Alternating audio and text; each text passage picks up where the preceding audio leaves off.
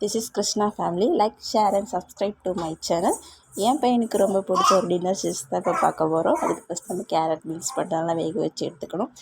அடுத்து ஒரு பாத்திரத்தில் பேக்கர் ஓட்ஸ் நான் வாங்கி வச்சுருக்கேன்.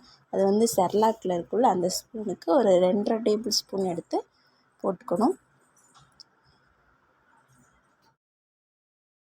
நான் எப்போவுமே ஓட்ஸ் ப்ளஸ் ரவை தான் மிக்ஸ் பண்ணி கொடுப்பேன். இப்போ ஓட்ஸ் மட்டும் மிக்ஸ் பண்ணி கொடுக்குறேன். அதுக்கு நம்ம அந்த முழுகிற வரைக்கும் தண்ணி ஊற்றி நல்லா கிளறி விட்டுட்டு ஸ்டவ்வில் வச்சு ஸ்டவ் ஆன் பண்ணிக்கலாம்.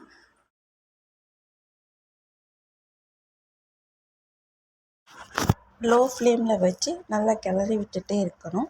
இதெல்லாம் கீழே அடி பிடிச்சிரும்.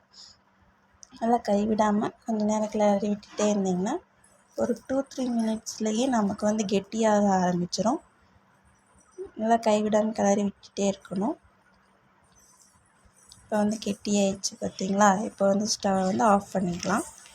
இப்போ நம்ம எடுத்து வச்ச மிக்சியில் அரைச்சதை நம்ம செஞ்சு வச்ச ஓட்ஸோடு கலந்து கொஞ்சம் தண்ணி ஊற்றி நல்லா கலக்கி குழந்தைங்களுக்கு ஊற்றினா நல்லா சாப்பிடுவாங்க. என் பையன் ரொம்ப விரும்பி சாப்பிடுவான்.